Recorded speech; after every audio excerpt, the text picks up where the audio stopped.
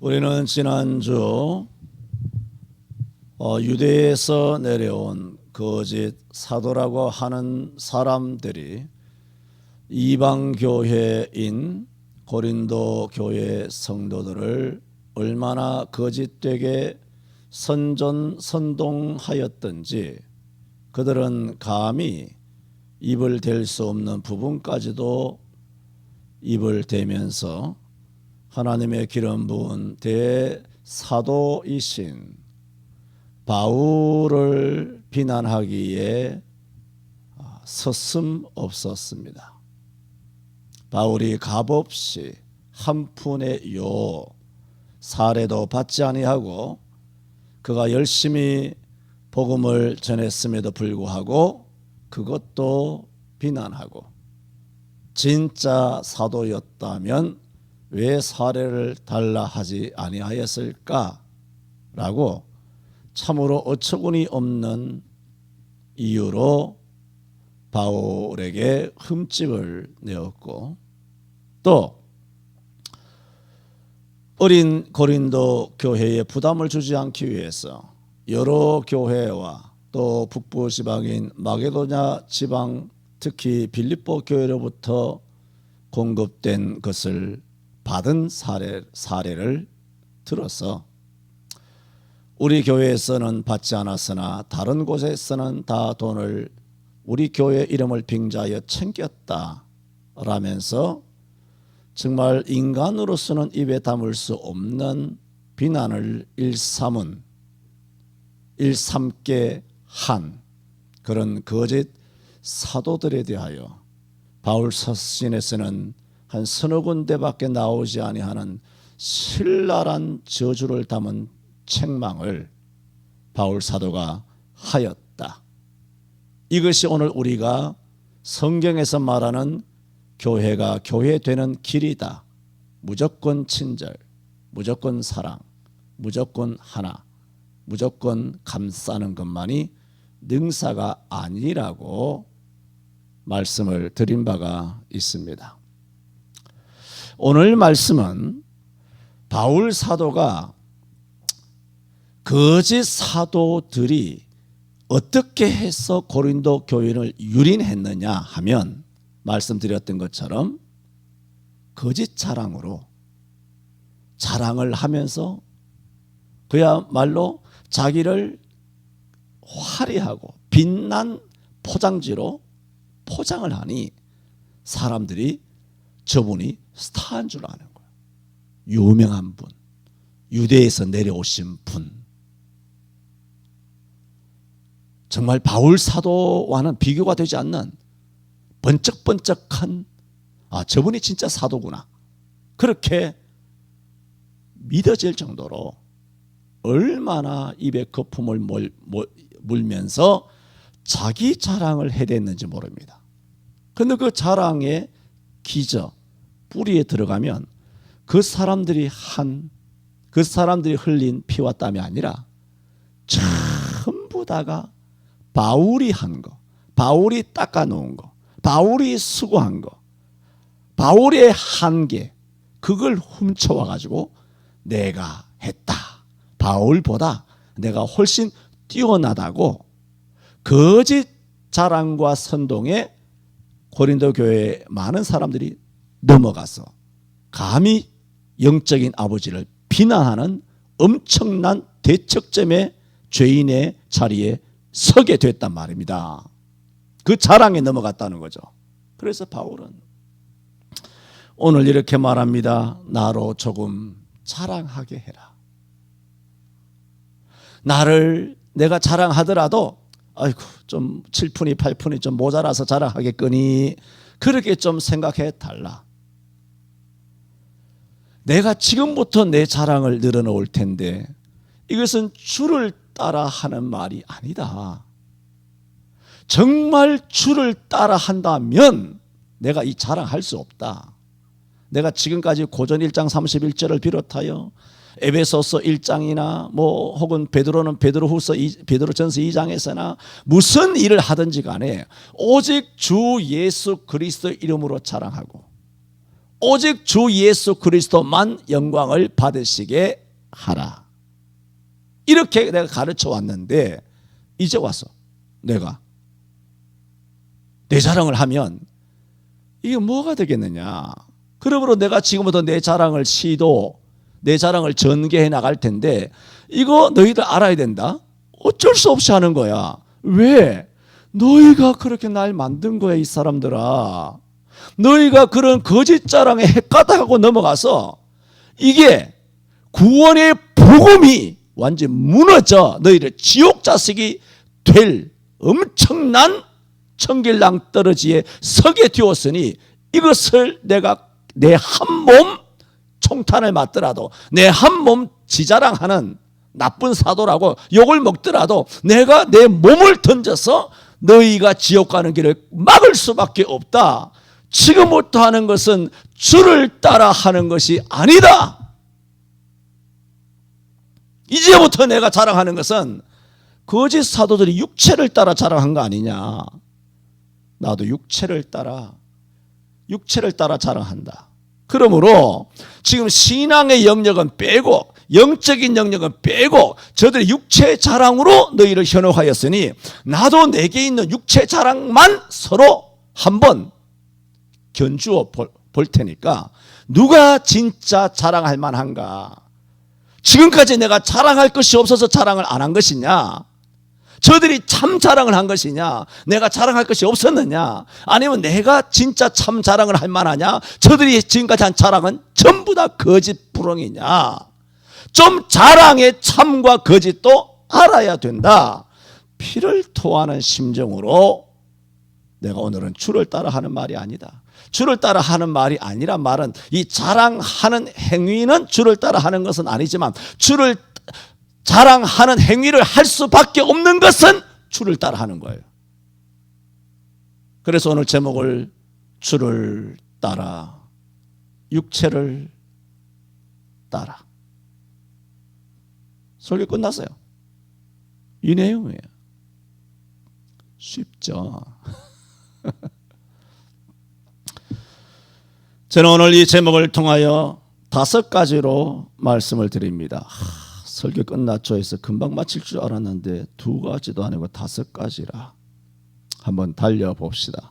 첫 번째로 바울 사도는 자기 마음과 달리 자랑할 수밖에 없다고 했습니다.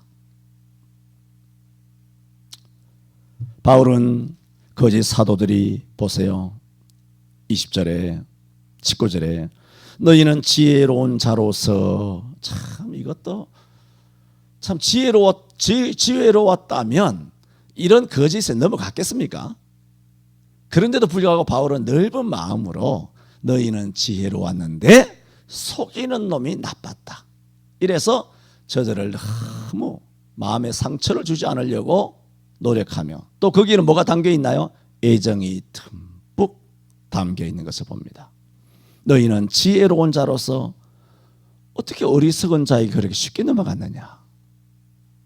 그건 너희는 지혜롭잖아. 지혜로운 사람으로서는 내가 약간 의외인데 너희가 실수한 거야. 잠시 사람은 실수할 수 있지. 잘 한번 들어봐. 그리고 20절에 하는 말입니다. 누가 너희로 종을 삼거나, 거짓 사도들이 너희를 종 삼았지 않느냐. 종을 삼거나 잡아 먹거나 사로잡거나 자고하다 하거나 뺨을 칠지라도 너희가 용납하는 도다. 어떻게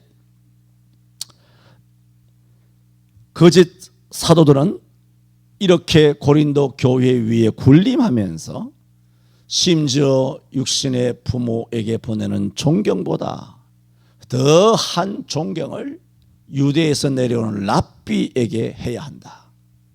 이렇게 요구하는 거짓 사도들에게 넘어가서 거짓 사도들에게 열광을 할 수 있는가? 내가 이 현실을 보니 참 안타깝구나. 심지어 뭐라고요? 제자들의 얼굴을 뺨을 쳤다 그랬죠. 성경에 기록되어 있잖아. 얼굴을 떼기까지 했습니다. 하나님 말씀대로 안 한다고, 율법을 안 지킨다고 뺨을 때리기까지 하는 오만하고 무례했는데도 놀랍게도 고린도 교인들은 이 거짓 사도들이 거만하고 오만하고 무례히 행하면 행할수록 뭐냐? 야, 진짜 사도기 때문에 거침없이 뺨을 때린다는 거예요.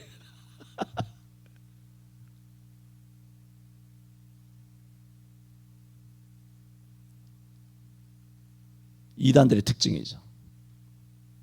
여러분, 귀신을 섬기는, 점을 치는 이런 사람들이 대부분 어떻습니까? 굉장한 카리스마에 젖어 있습니다. 그래서 무조건 지시하고 무조건 명령하고 무조건 반말하고 무조건 막 윽박 지르면서 위협을 가하는 거예요. 이단들 보세요. 교주가 돼가지고 일사불란하게 움직이는 거예요. 기독교에서 아마 90% 이상이 저런 이단들에게 넘어갔어요. 그러면 거기 가서는 자기들의 재산을 팔아서 시간을 내서 평상시에는 여기 와서 일주일에 30분 시간 내서 성경 공부하자고 해도 안 하는 인간들이 시간 없다고 바쁘다고 하는 것이 이단에 넘어가서는 6개월에 하루에 3시간씩 4시간씩 붙들려 가지고 열심히 공부하고 집 팔고 논 팔고 월급 다 갖다 내고 교주를 위하여 생일 헌금을 전국에서 20만 명이 수십만 명이 생일 헌금해서 수십억을 생일빵으로 갖다 던지고, 이런 말도 안 되는 그네들이 교회에 있을 때는 목사한테 순종도 안 하고 시간 없다고 성경공부도 안 나오고 새벽기도도 잘 안 하고 돈 없다고 헌금도 안 하는 것들이 이단에 가서는 얼마나 지사청소하는지. 전국에 조그마한 것들은 교회고 이단들만 훅두고 떡 서가지고 큰 교회가 경제난 건축으로 인하여 그냥 쓰러지게 나면 이 교회들이 제일 먼저 걱정하는 것이 뭔지 아십니까? 노회서나 총회서나 거대 교회가 경제난에 의해서 그야말로 경매로 넘어가게 될 때 최초로 걱정하는 것이 이단이 교회 건물을 접수할까. 아시죠? 저기 무슨 대방동이나 동작 아니면 상도동이나 뭐 많습니다. 이단이 가장 먼저 웃돈을 얹어주면 목사가 이단인 줄 알면서도 10억짜리를 20억 주면 안 팔겠습니까? 그래서 팔린 겁니다. 교회들이. 왜?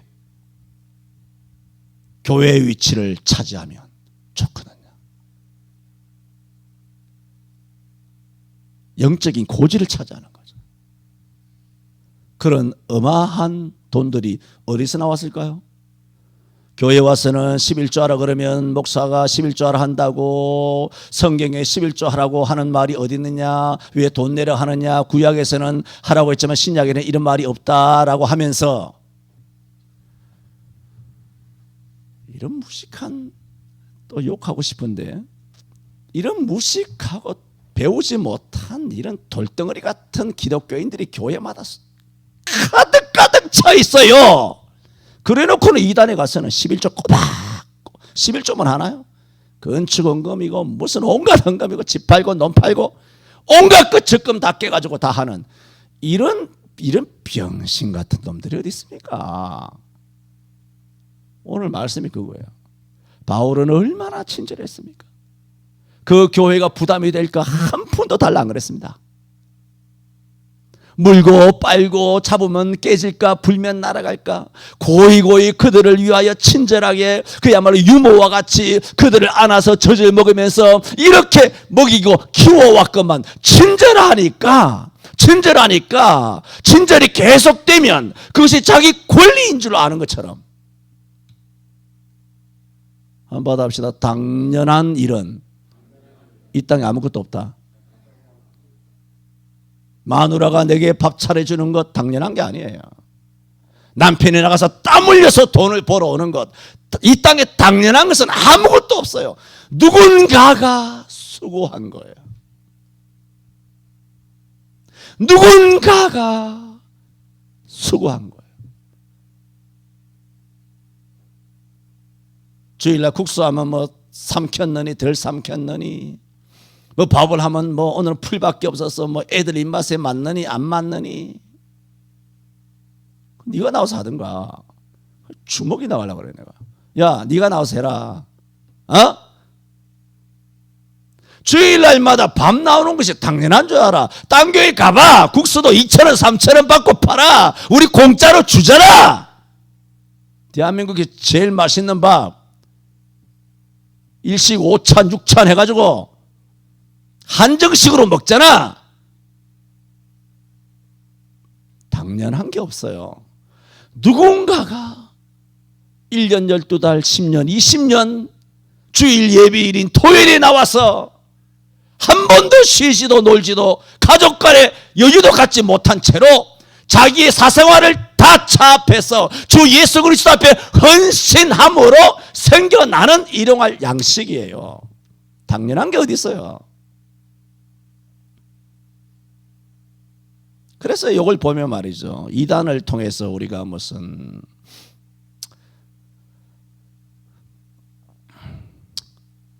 한국교회도 이단들처럼 세게 해야 될 것 같아요.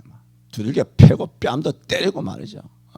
그렇게 해야 어이구 이게 진짜 목사니까 이렇게 말하지. 아주 유약한 목사 건드리면 가만히 있고. 왜냐, 목사님들은 무슨 일이 있어도 말하지 않거든요. 기도하거든. 입 닫고. 그리고 성도들 볼 때 만만한 거야. 막 욕하고 사모에 대해서 입질하고 막 지들이 돌아다니면서 장로들끼리 권사끼리 뭐 안수집사끼리 모여서 멋대로 해도 마음대로 가지고 놀다가 제자리에 딱 갖다 놓으면 되거든. 알바생인 줄 알아. 그래 교회마다 담임 목사를 우습게 생각한다. 한국교회가 왜 이런 개꼬라지가 났느냐. 한마디로 목사의 권위가 없어요. 교회마다 전혀 없습니다. 큰 교회, 규모 있는 교회, 선배, 뭐 좀 유명한 목사 이런 거 만나면 이분들이 어디 와서 스트레스 푸는 줄 아세요? 자기보다 조그만한 목사, 젊은 목사, 후배 목사, 좀 못 배운 목사가 못 배운 사람 없지만 그런 사람 오면 그 노예 와서 스트레스를 풀어요. 다 와서 목사님 이렇게 하니까 거기서 대접받는 느낌 가지고.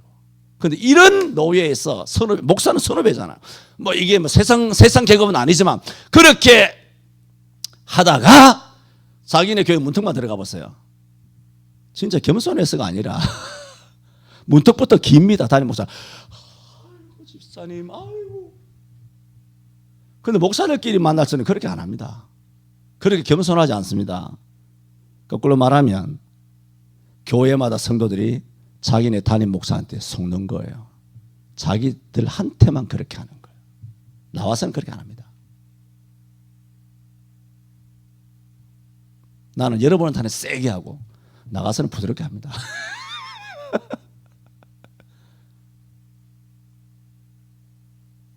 왜냐하면 나가서 얻어 터지면 안 되기 때문에 조심조심합니다.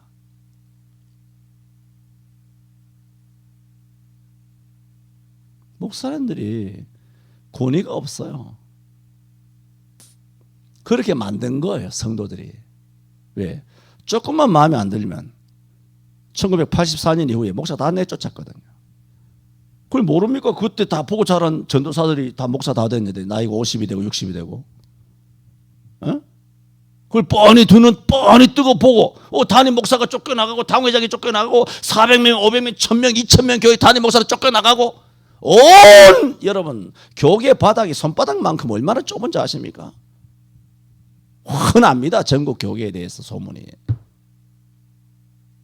전라도니 경상도니 무슨 산골짜기에 무슨 일이 일어나도 다 아는 거예요. 왜? 다 동기 선후배니까 다 전화해가지고 뭐 어떻고 저떻고 뭐. 어느 뭐 노예에서 무슨 어떤 교회가 재판에 걸렸고 이것이 총회까지 올라갔고 뭐 어떻고 저떻고 이것도 안 돼가지고 세상 법정까지 가게 됐다고 온갖 소문이 다 퍼지는 거예요.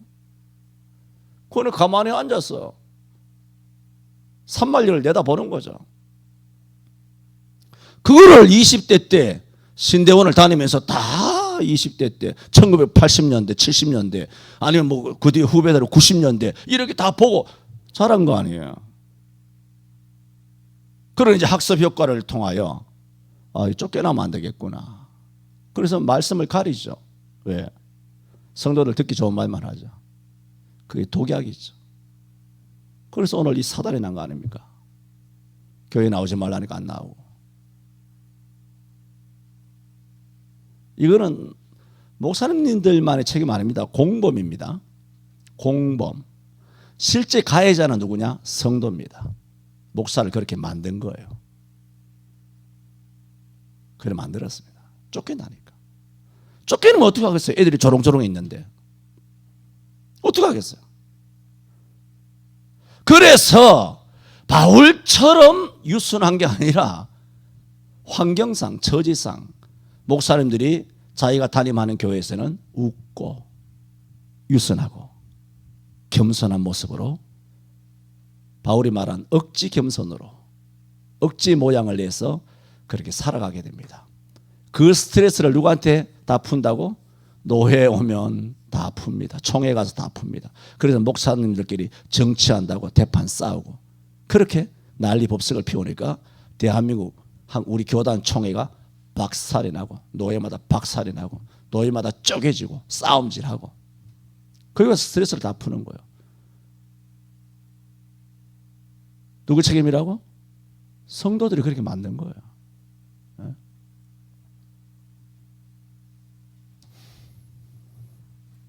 이렇게 이단들은 거짓 사도들은 제자들의 얼굴을 때리기까지 하고 오만 무리하였지만 그것이 오히려 사도의 권위를 보증하는 것으로 아주 역으로 받아들이니 이런 심리가 도대체 무슨 심리인지 바울은 참 이상하다. 참 이상하다. 라고 그래서 바울은 내 마음과 달리 내가 자랑할 수밖에 없다. 바울 일생에 이렇게 자랑질하기는 처음인 거예요. 할 수 없이. 다음 두 번째로 거짓 교사들의 자랑 중에 대표적인 세 가지 자기들이 바울보다 우월하다고 말한 것이 있습니다. 22절에 보면 저희가 히브리인이냐 나도 그러하며 이게 바울이 이게 22절에 썼잖아요. 이렇게 썼다는 것은 뭡니까? 자기들이 순수한 히브리 혈통임을 자랑했다는 거예요. 바울은 순수하지 않다는 거예요. 왜? 바울은 터키, 동남 길리기아 지방의 다소 지역 출신이거든요. 출신이. 그러므로 순수한 히브리인이 아니다. 우리는 순수한 히브리인이다. 왜? 당시 유대인들은 바울처럼 전 세계로 흔히 말해서 디아스포라라고 수많은 그리스도인들이 많이 흩어져서 살았어요. 특히 아프리카 북부에 있는 알렉산드리아라고 하는 도시에는 당시에 유대인이 100만 명이 머물러 살 정도로 어마어마한 교포들이 북아프리카에 살고 있었다. 로마 시드니가 북아프리카도 로마잖아요. 전 지역에 많이 있었단 말이죠. 그런데 외국에 나가서 교포로 오래 살다가 보니 그 모국을 떠난 유대인들은 원래 모국어는 고대 히브리어거든요. 그런데 이 모국어를 다 못하는 거예요. 못하고 뭐만 하느냐? 헬라어만 할 줄 아는 거예요. 그러니까 본토에 남아있는 게 뭐예요? 다 잘 못 사는 유대인들이잖아요. 왜냐하면 그 로마의 거대 도시들이 다 나갔죠. 뭐 알렉산드리아나 콘스탄티노폴이나 하면서 카르타고나 아니면 로마나 여러 군데 다 나갔는데 그래도 자기 나라에서 나가지 못하는 것은 대부분 못 사는 사람들이잖아요. 아니면 랍비라든가. 그래서 본토에 있는 사람들의 마지막 남은 프라이드가 뭐냐 하면 우리는 우리 모국어를 할 줄 안다는 거예요. 그래서 모국어를 할 줄 모르는 것은 유대인이라 취급도 안 하고 아주 외국에서 오는 유대인들은 아주 멸시한 거죠. 자기들의 마지막 남은 프라이드이기 때문에. 그래서 우리는 히브리인이다는 거예요. 바울은 아니라는 거예요. 그런데 바울도 고대 히브리어 유대인의 모국어를 바울도 전혀 잃어버리지 않고 유창했어요. 바울이 그렇게 말하는 거예요. 너만 모국 히브리어를 할 줄 아느냐? 나도 모국 히브리어를 유창하게 해. 너만 히브리인이냐? 나도 그러하며. 그게 그 뜻이에요. 저희가 이스라엘인이냐? 나도 이스라엘인이다. 왜냐하면 바울은 길리기아 다소에서 자랐기 때문에 본토 이스라엘 사람이 아니라고 바울을 정죄 비난한 것입니다. 그리고 저희가 아브라함의 씨냐? 나도 그러하며 라고 자기들만 아브라함의 씨요 직계라고, 그래서 아브라함에게 주신 하나님의 축복을 받는 상속인이라고 그렇게 자기들을 주장했습니다. 바울은 아브라함의 순수한 자손이 아니라고 비난을 했다는 말입니다.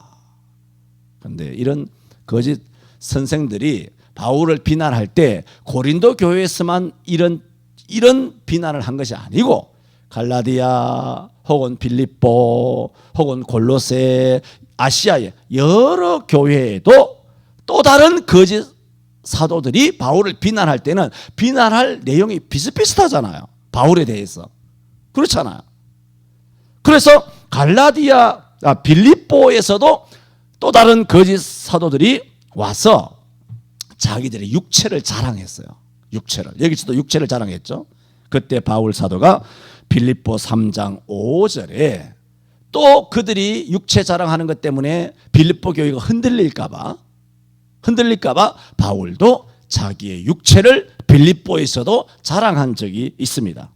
그래서 하는 말이, 내가 8일 만에 할례를 받고 이스라엘의 족속이요 베냐민의 지파요 히브리인 중에 히브리인이요 율법으로는 바리새인의 지파라 잘라 말하면서 나야말로 유대인의 순수한 혈통을 가진 자로서 혈통의 문제나 아브라함의 직계의 문제에 있었으나 나는 어떤 사람과 비교해도 결코 뒤떨어지지 않는다라고 빌립보 3장에서도 말씀한 적이 있습니다. 이렇게 거짓 교사들은 자기들의 우월함, 히브리인 혹은 이스라엘인 혹은 아브라함의 씨다라고 주장을 하며 바울은 그렇지 않다라고 비난하였으나 바울도 못지아니하게 히브리인이요 참 이스라엘 사람이요 아브라함의 씨라는 것이 논증적으로 증명이 된 것입니다. 바울이 지금 이 자랑을 하고 있잖아요. 이 자랑을 함으로써 나를 향한 비난이 정당한 비난이 아니다라는 것을 지금 이야기를 하고 있습니다. 세 번째, 이렇게 자기를 이제 방어를 한 다음 이제 바울이 공격합니다. 오히려 내가 진짜 사도이다. 그게 23절에서 27절까지입니다. 이것은 바울이 고난을 받은 내용이죠. 23절에 저희가 그리스도의 일꾼이냐 정신없는 말을 하거니와 나도 더 그러하도다. 내가 수고를, 이게 뭐냐면 진짜 저희가 그리스도의 일꾼이냐 한번 보자 그래. 한번 우리가 한번 견주어 보자. 누가 진짜 일꾼인지 한번 내가 이야기해 볼 테니까 한번 봐 하면서 지금 쭉 이야기하는 것이 뭐냐 하면, 너희가 아까는 히브리인이냐 언어죠, 이스라엘인이냐 뭐 혈통이죠, 그 다음에 또 뭐죠, 아브라함의 씨냐 그것은 족보죠. 이 문제는 그 언어로 해결되잖아. 히브리어로 해결되고 그 다음에 혈통으로 베냐민 지파라는 것으로 혈통 다 이게 해결이 된단 말이에요. 그런데 저들이 하나 간과한 게 있어요. 그리스도의 일꾼이라고 거짓말했거든요. 이게 문제가 생기는 거죠. 문제가 생깁니다. 뭐냐면 그리스도의 일꾼이면, 일꾼은 뭐야? 일을 했었어야 된단 말이에요. 일한 게 있어야 되거든요. 일한 게.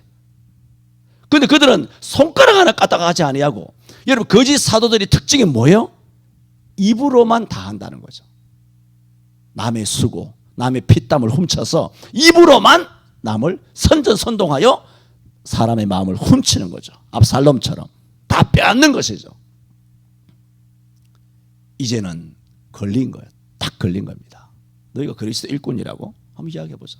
일꾼은 일하는 게 일꾼이지. 일하다 보면 고난을 받지. 자, 그러면 내가 그리스도의 일꾼으로 내가 참으로 정신없는 말을 한다. 이 말도 내 하고 싶지 않지만 어쩔 수 없이 한다. 한번 들어봐라.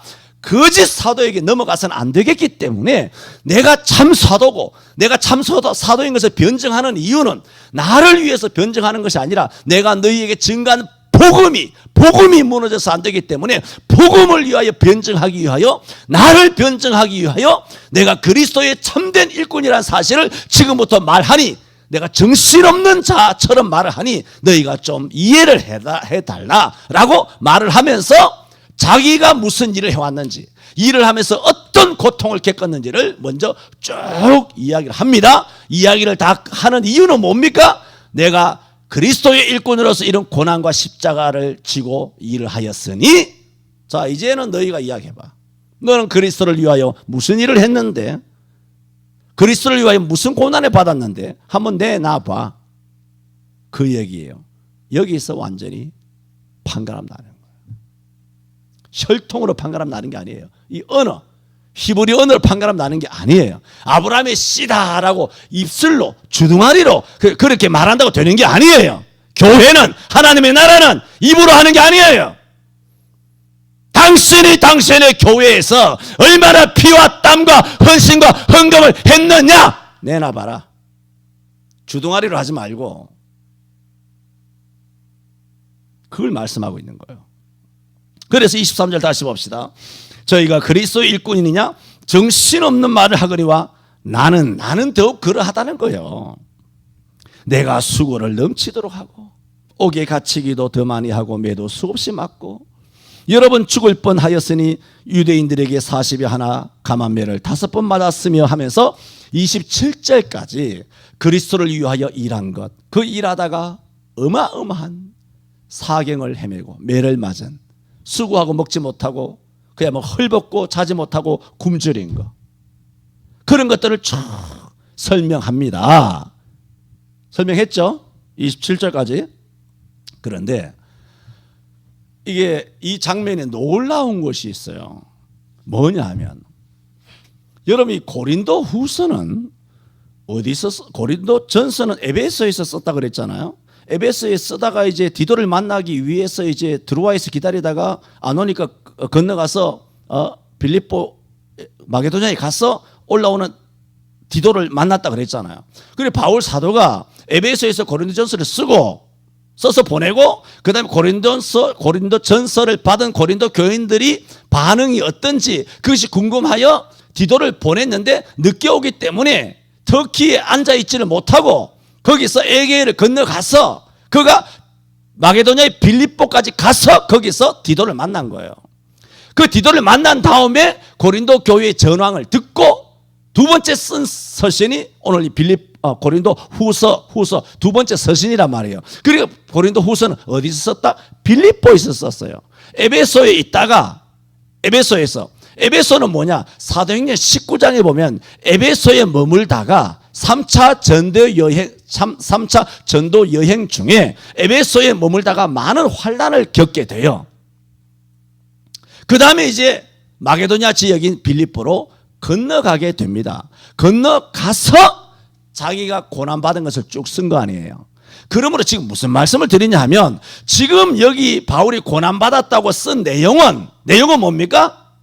3차 전도 여행에서 에베소 전도 여행까지 전도 여행하며 그리스도 일을 하다가 겪은 고난만 기록한 거예요. 그렇잖아요. 이해되나요? 왜냐하면 그 뒤로는 아직 안 살았으니까. 그 뒤로 이제 나중에 오순절 전에 예루살렘에 가는 거 아닙니까? 예루살렘에 가서 또 뭐 죽을 똥 살똥 하다가 가이사라로 도망가게 되고 거기서 이제 배 타고 이제 뭐 유라굴로로 어떻게 되고 해서 로마로 들어가서 또 옥고를 치르게 되고 그 나머지 과정이 있잖아요. 그러니까 지금 어마어마한 이 고난이 뭐냐 하면 바울의 생애에서 바울이 겪은 전체 고난의 4분의 1밖에 되지 않는다는 겁니다. 깜짝 놀랄 만한 일입니다, 이게. 그러므로 우리는 바울에 대해서 사실은 너무 모른다는 겁니다. 우리는 이 바울의 오늘 에베소 전도 여행까지 겪은 고난만 열거해놓은 것 중에 뭐 하나라도 겪은 거 있나요? 에? 뭐가 있습니까? 바울 사도가 겪은 고난은 우리가 상상하기가 어렵습니다. 그래서 자주 말씀드렸잖아요. 베드로는 우리가 뭉개면 베드로의 10,000분의 1이라도 따라갈 것 같지만 바울은 그야말로 넘사벽이다. 도저히 저희 인간으로서 넘을 수 없는 그 어떤 한계를 넘어선 하나님을 향한 헌신이었다. 그렇게 말씀을 드렸습니다마는, 그런데 거짓 사도들의 특징은 뭐냐? 진짜 그리스도의 일꾼은 이런 고난을 불사한다는 거예요. 진짜 사도. 그런데 가짜 사도의 특징이 뭐냐? 남의 것까지 다 훔치는 마당이니까 절대로 수고를 하지 않습니다. 고난을 피해갑니다. 그래서 갈라디아 6장 12절에도 보면 이렇게, 갈라디아 교회죠, 이렇게 말합니다.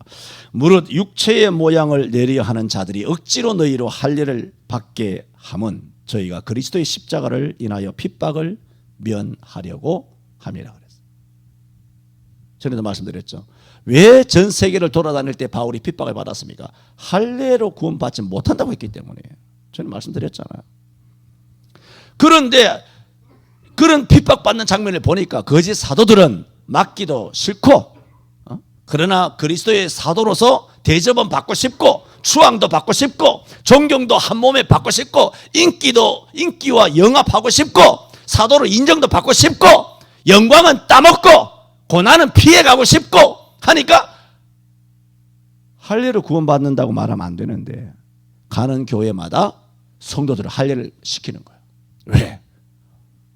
유대인들이 자기를 핍박할까 봐. 바울처럼 돌로 치고 태장으로 때리고 40에 하나 가마매로 때리고 이렇게 매질을 할까 봐 겁이 나니까 아예 자기 스스로 단도리를 하는 거죠.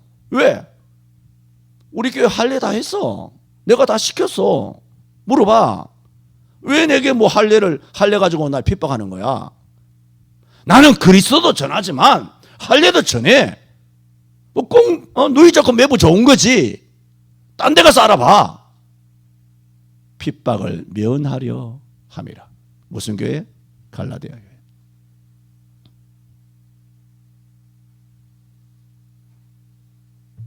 (2000년) 전 이야기하는 거 아닙니다. 제가 항상 말씀드리잖아요. 지금 그대로입니다. 한국교회가 지금 그대로입니다. 목사님으로 추앙도 받고 싶죠. 지도자니까. 대접도 받고 싶고 존경도 받고 싶고 인기도 영합하고 싶고 계속 그것을 누리고 싶고 유명해지고 싶고, 근데 고난은 싫고. 초대교회 시대는 오늘 이 본문의 고린도 교회만 아니라 빌립보 교회나 갈라디아 교회나 여러 교회에 거짓 사도들이 많이 있었는데 저들의 특징은 뭐냐? 입으로 고난을 대신한다는 겁니다. 입으로 일을 대신하는 겁니다. 입으로 만사를 다합니다. 바울은 그것을 지적합니다. 공격이죠. 누가 진짜 사도인가? 그리스도 일꾼이라고? 그럼 한번 이야기해 보자. 여기서 다 뽀록이 다 난 겁니다. 이걸로 진짜 사도냐 거짓 사도냐? 뭐라고요? 고난입니다. 고난입니다. 다음 네 번째로, 바울은 이 모든 고난 위에 모든 교회를 위한 염려가 있었습니다. 이런 고난을 겪어왔다면 자기 한 몸 주체하기도 힘들잖아요. 자기 코가 석자일 거 아니에요. 그런데 바울은 오히려 교회를 염려했습니다. 마지막에 보면요, 32절과 33절은 오늘 이 본문에서 약간 뜬금없는 내용이에요. 이것이 도대체 연결이 되지 않습니다. 이런 이야기를 쭉 하다가 갑자기, 여러분 바울 사도 알죠? 바울 사도가 AD 35년에 다메섹까지 쫓아가서 그리스도인을 핍박하려고 하다가 부활의 주님을 만나서 변화받아서 집가라 하는 그 집에 들어가서 있다가 아나니아가 와서 안수하여 그가 변화받은 다음에, 변화를 받자마자 음식을 먹고 강건해지고 나서 그가 어디로 갑니까? 바로 다메섹에 가서 예수가 그리스도다, 이것을 증거했단 말이에요. 그런데 사람들이 예수를 핍박하러 왔던 사람이 예수를 그리스도로 증거하니까, 유대인들이 사방팔방에 많이 있다고 그랬잖아요. 그러므로 유대인들이 다메섹에 있다가 이 사울이라고 하는 청년을 우리가 뻔히 아는데 이제는 우리의 적이 돼가지고 예수 그리스도를 증거하고 있으니까 바울을 죽이려고 했단 말이에요. 그래서 성을 에워싸가지고 성문을 지켜가지고 바울이 도망가지 못하도록 잡히면 어떻게 해볼 요량으로 그렇게 했단 말이에요. 그런데 바울이 어떻게 했습니까? 그때 바울의 제자들이 어떻게 했나요? 여러분, 그 당시 다메섹의 성은 성벽 자체가 얼마나 넓은지, 뭐 중국도 그렇습니다만 성벽 자체가 거기에 기마 수레가 지나갈 정도로 넓었어요. 그래서 성벽 위에, 라합도 마찬가지죠. 성벽 위에 집들이 있었단 말이에요. 그래서 그 집에 오고 하다가 제자들이 성문으로 못 나가니까 거기에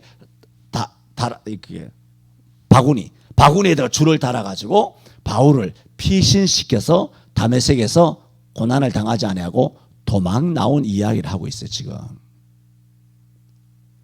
이 얘기 뜬금없잖아요.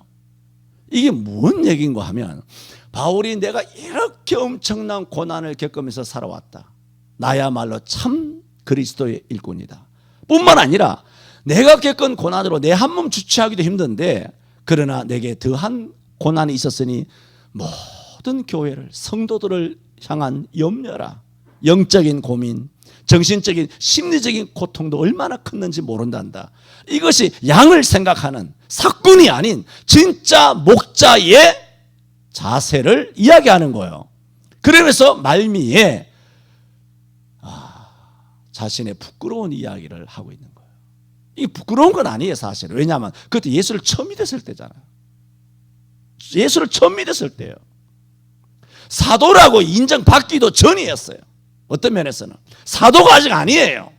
예루살렘에서도 청년 사울을 이게 믿어야 되나 말아야 되나 하는 그런 뭔가 의심의 눈초리를 한 몸에 받고 있었던 청년 바울이었어요. 그럴 때 처음 예수 믿다가 고난을 당했는데 내가 적극적으로 도망가려고 한 것도 아닌데 제자들이 힘을 써서 우리 사울이 이렇게 고난을 당하면 안 된다고 해서 뚜레박으로 해가지고 자기가 도망온, 이것이 지금부터 약 한 56년, 30년, 약 20여 년 전 일이지만, 그리고 한때 젊었을 때 일이지만, 그리고 그때는 예수를 믿은 다음에 특별히 직분도 받기 전에 처음 예수 믿고 초신자 때였어요. 초신자 때에서 이런 일이 일어났는데 뭐가 부끄럽냐는 거예요. 그런데 바울은 일생을 지나오면서 지금 이 장면에서 자기가 그리스도를 위하여 어떤 고난을 받았느냐 쭉 이야기하는 것 중에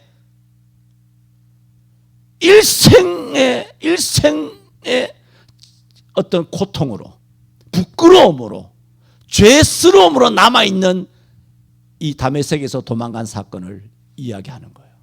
얼마나 고통스러웠으면 그랬을까. 그래, 이게 뭐예요? 바울이 얼마나 정직하냐는 거예요. 얼마나 정직하냐, 얼마나 참된 사도냐는 거죠. 얼마나 참된 그리스도의 일꾼이냐. 차라리 다메섹에서 잡혀가지고 매를 맞든가 하는 것이 나았지. 그때 왜 그랬을까? 생각이 짧았을까? 젊어서 그랬는가? 참으로 애통해하고 있다는 것을 오늘 본문 말미에 기록을 하고 있습니다. 저는 오늘 주를 따라 육체를 따라 하는 제목으로 말씀을 드렸습니다. 주를 따른다면 정말 바울은 죽기보다 못한 것입니다. 혀를 깨물고 죽을지언정 자기 입으로 자기를 내가 뭐 이거 했네 저거 했네 절대로 자랑하는 사람이 아니죠. 그러나 바울이 전한 주 예수 그리스도의 복음이 무너지고 고린도 성도들이 율법으로 회개되어서 하나님의 은혜로 오는 구원의 은총이 파괴될 지경에 이르게 됨으로써 거짓 사도들의 그 거짓 자랑이 거짓이고 내가 하는 자랑만이 진짜 자랑이다.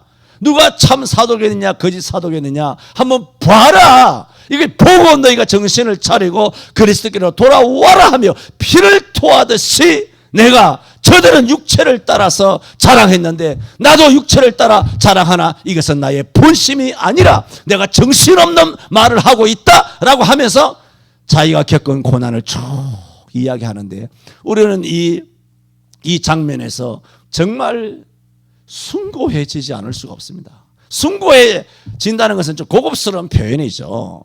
정말 우리 자신을 돌아보면 부끄럽고 쪽팔리고 민망하고 이 바울이 4분의 1 정도의 고난을 기록한 것밖에 아니지만 이 바울의 4분의 1에 우리는 400분의 1도 고난을 안 겪은 거예요.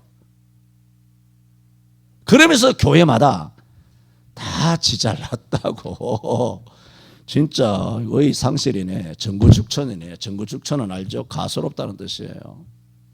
가소란 한자와 알죠?